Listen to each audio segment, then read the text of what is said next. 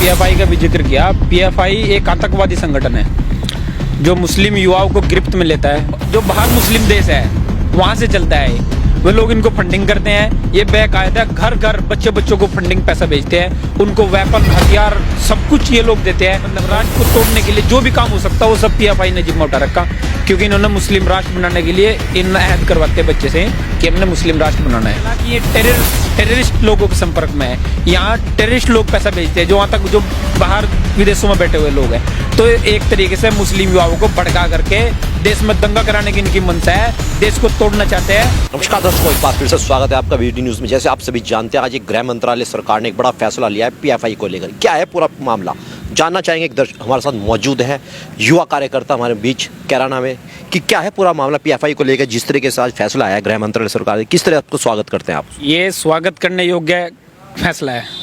जो फैसला राष्ट्र हित में आता है उसको स्वागत करना चाहिए सामने आकर के हमें। और आपने पीएफआई का भी जिक्र किया। पीएफआई एक आतंकवादी संगठन है जो मुस्लिम युवाओं को गिरफ्त में लेता है, उसका माइंड बिल्कुल कैच करता है, उसको ट्रेनिंग देता है, उसको बाकायदा बताया जाता है कि हिंदुस्तान को इस्लामिक राष्ट्र बनाना है हमें। ये बता करके घर घर से इनकी मुहिम है कि घर घर से एक एक बच्चा इनकी गिरफ्त में हो। इनकी इस तरह की कुछ चाल ये लोग चल रहे हैं।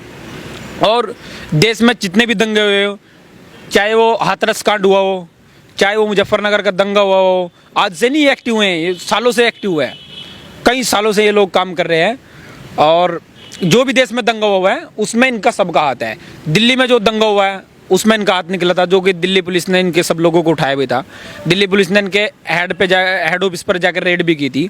सीए का जब मामला आया, देश के गृह मंत्री जी ने सीए का कानून जब देश में लागू करने की बात करी, तो इन लोगों ने शाहीन बाग जैसी जगह को रोड को जाम करके, तब लोग इन्हीं का पूरा हाथ इसमें पीएफआई का था। जब ट्रिपल तलाक का फैसला आया तब इन लोगों ने यही चाल चलने की कोशिश करी।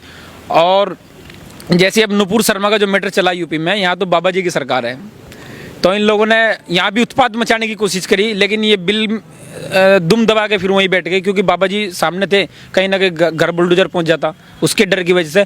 लेकिन इन्होंने फिर क्या मुहिम की, इन्होंने मस्जिद में जाकर के अपने 4-6 लोग पीछे से जाते थे और मस्जिद में बाकायदा तख्ती पोत के लिख के सब कुछ लेके जाते थे।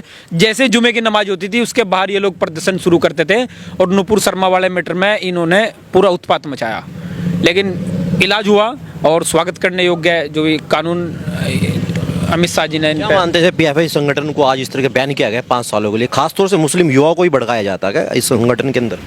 बाकायदा मुस्लिम जो बाहर मुस्लिम देश है वहाँ से चलता है, वे लोग इनको फंडिंग करते हैं। ये बेकायदा घर घर बच्चों को फंडिंग पैसा भेजते हैं, उनको वेपन हथियार सब कुछ ये लोग देते हैं। और इनकी एक टीम एक महिलाओं में भी काम कर रही है, एक महिलाओं की विंग भी है इनकी। इन्होंने एक संगठन एसडीपीआई के नाम से, पार्टी के नाम से एक संगठन बना रखा है, एक एसडीपीआई है, उसके साथ साथ कैंपस फ्रंट नाम से कोई एक संगठन है, एक वो है। लगभग 50 ऐसे ऑर्गेनाइजेशन ये लोग पीएफआई के अलावा चला रहे, जो अलग अलग रूप में अलग अलग सिस्टम से काम कर रहे, अलग अलग तरीके से काम कर रहे।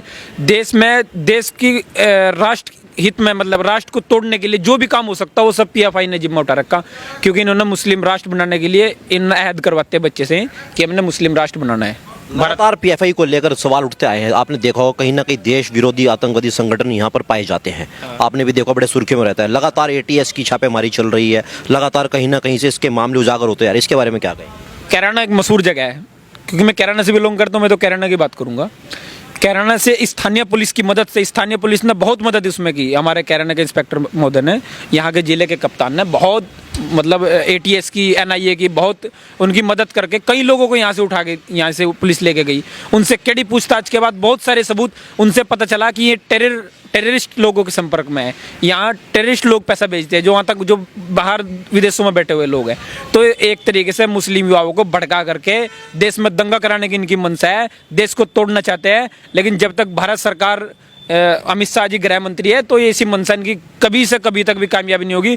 और मैं तो स्वागत करता हूँ अमित शाह जी का और धन्यवाद देता हूँ। 2019 में मुख्यमंत्री योगी आदित्यनाथ जी ने लिखित में दे दिया था कि इसको बैन करना चाहिए। सबसे पहले स्टेट ऐसा, पहले मुख्यमंत्री योगी आदित्यनाथ थे जिन्होंने इस कदम को जो है ना लिखित रूप में होम मिनिस्टर साहब को दिया था कि इसको बैन होना चाहिए। ये लोग दंगा करवाने में इनका अहम रोल होता है और मुस्लिम युवाओं को भड़काने का इनका सबसे बड़ा एजेंडा है। एक बहुत बड़ी फौज इनके पास है, वेपन हथियार हर चीज़ से ये लोग रहते हैं। एक तरीके से आतंकी लोग हैं। अब तो साबित हो गया अब तो साबित हो गया, अब कहने की जरूरत नहीं है। और मैं अपील करना चाहता हूँ, आपके बीजीटी चैनल के माध्यम से अपील करना चाहता हूँ, जितने भी मुस्लिम संगठन है, चाहे वो जमीयत उलमा हिंद हो, जितने भी इस्लामिक लोग हैं, इस्लामिक स्कॉलर लोग हैं, वो सबके सब सामने आए और जुमे की नमाज के बाद जैसे नुपुर शर्मा का विरोध करते थे ना, ऐसे ही पीएफआई के बैन करने के लिए हमेशा के लिए बैन करने के लिए मांग उठाए, ताकि पता चले कि राष्ट्र निर्माण के लिए हमें क्या योगदान देना चाहिए। तो राष्ट्र निर्माण के लिए हमने जो भी करना चाहिए वो हम लोग सामने आकर के करना चाहिए। जैसे मुबारक भाई, आपने देखा होगा आज फैसला आया गृह मंत्रालय से, क्या लगता है कि जैसे 5 साल के लिए बैन किया गया है,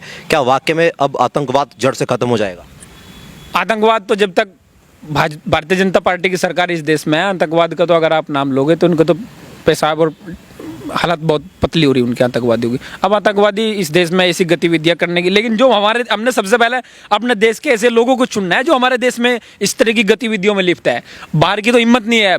अब हमें अपने लोगों से निपटना है जो इस तरह के लोग उनके टच में थे, कहाँ से पैसे ले रहे थे, कहाँ से फंडिंग ले रहे थे, कहाँ से इनके घर कारोबार चल रहे थे, कहाँ से इनके सारा सिस्टम चल रहा था। सबसे पहले हमने अपने लोगों से निपटना है, उसके बाद में किसी की, क्योंकि आज गृह मंत्री जी के हाथ में ये देश है तो किसी की हैसियत नहीं है कि। जैसे दर्शकों आपने देखा जिस तरह आज गृह मंत्रालय सरकार का एक फैसला आया पीएफआई को लेकर 5 साल के लिए पूर्णतः प्रतिबंध लगा दिया गया। ये तो आने वाला वक्त ही बताएगा कि इसके अंदर कितना निष्कर्ष निकलता है। तो दिखाएंगे आपको पल पल की खबर जिस पर रहेगी आपकी नजर।